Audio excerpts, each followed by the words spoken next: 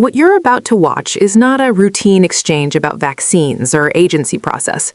It's a warning about what happens when science is pushed aside by ideology, and how quickly decades of public trust can be destroyed when political loyalty matters more than evidence. He yields. The chair now recognizes Mr. Tonko for his 5 minutes of questioning.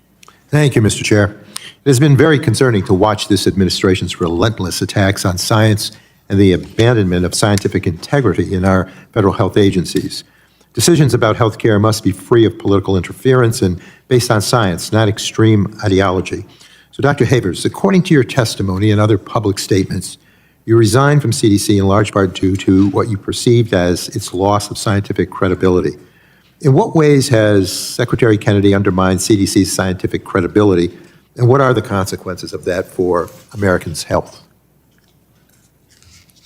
Secretary Kennedy has undermined CDC's scientific credibility, in large part, as I've mentioned, by using CDC as a mouthpiece for the anti-vaccine movement. They're putting false information on CDC websites. They're curtailing communications coming out of CDC, and using vaccine policy meetings that used to have the highest standard of scientific rigor to now promote false information and calling into question the safety and efficacy of well-established vaccine recommendations.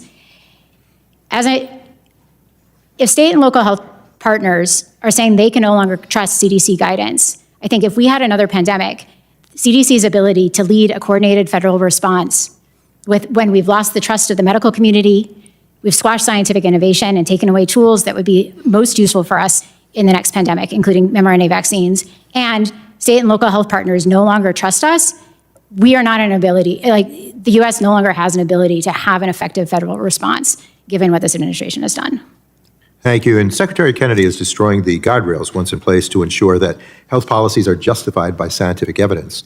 For example, Secretary Kennedy announced a change in the COVID-19 vaccine schedule for children and pregnant people without any input from CDC subject matter experts. And at meetings of the Advisory Committee on Immunization Practices, Secretary Kennedy's handpicked members have made vaccine recommendations that would take vaccines away from millions of Americans, even though there is no science to support those given decisions. Secretary was able to get away with these changes by undermining career experts at CDC and installing ideological allies to rubber stamp his agenda. So when Secretary Kennedy ignores career scientists and only listens to his own allies, what is the effect on CDC's credibility and scientific integrity? I mean, it has been destroyed in a few short months. I loved working at CDC. The career that I had there was incredible because I was able to do nonpartisan work that was based on science and evidence. The fact that people like me are now saying you can no longer trust recommendations coming out of CDC is shocking. I never thought I would be in a position to say something like this. And the amount of damage that this administration has done to federal scientific and public health agencies and their reputation and their credibility across the country in multiple communities, including the medical community and the scientific community and around the globe, is really heartbreaking, honestly. Well, we've not only seen Secretary Kennedy ignore experts, but we've also seen him retaliate against civil servants who challenge his anti-vaccine agenda. For example, he pushed President Trump to fire CDC Director Susan Manaras after she refused to sign off on ACIP's vaccine recommendations without first reviewing the evidence. And Jenna Norton, a program official at NIH, has been put on indefinite leave for speaking out against the administration's harm. So, Dr. Havers, what effect does Secretary Kennedy's retaliatory campaign against scientists have on the integrity of their work? Well, I think the administration has driven out many high-level experts from this administration. People are resigning because I resigned because I did not want to be lending my scientific reputation to an agency that I no longer feel is using evidence and science to make policy. And I think that the loss of expertise at CDC, NIH, FDA, and the undercutting of science-based policy across the administration, I think, is having untold effects. We do not have the expertise at these agencies to lead us through another pandemic, for example. Let me ask our other witnesses, do you agree that it is dangerous when administration officials retaliate against scientists who disagree with harmful policies? Could start with Dr. Panman. Just a simple yes or no. Thank you for the question. I think that retaliation is challenging to be the recipient of. Doctor?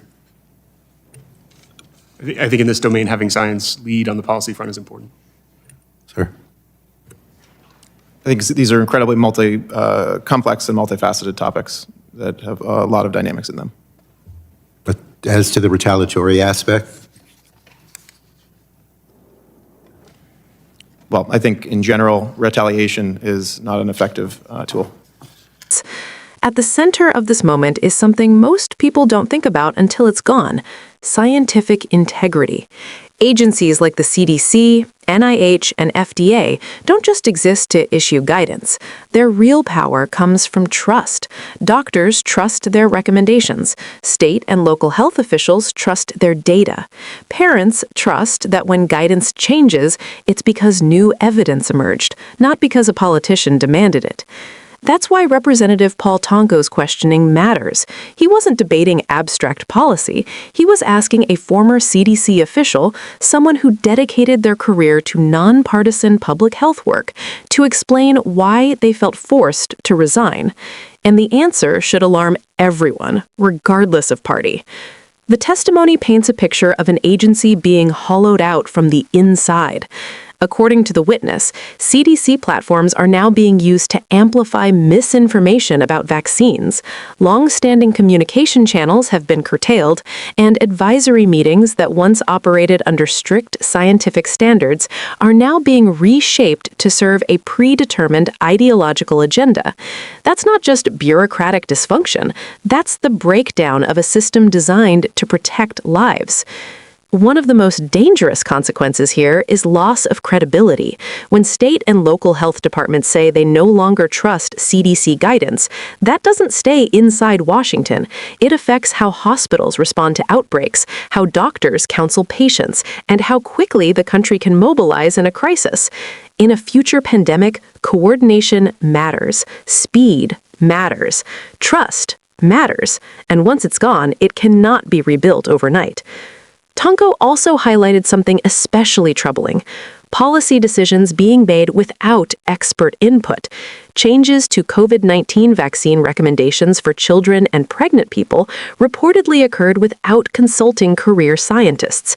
Advisory committee members were replaced with ideological allies. That's not reform, it's replacement. And when experts are sidelined, the policies that result are weaker, riskier, and more likely to cost lives. But perhaps the most chilling part of the exchange was the discussion of retaliation, scientists being fired, placed on leave, or pushed out for refusing to rubber-stamp decisions not supported by evidence. This creates a culture of fear. When researchers know their careers are at risk for speaking honestly, the science itself becomes distorted. Data gets softened, warnings go unspoken.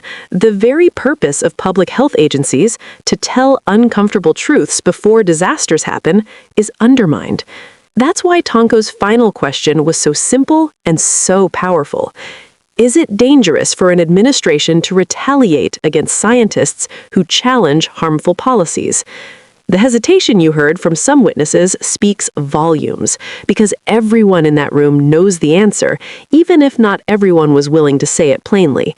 This isn't about partisan politics. It's about whether the United States will continue to base health decisions on evidence or allow ideology to override expertise. It's about whether future parents can trust vaccine guidance, whether doctors can rely on federal data, and whether the country is prepared for the next public health emergency.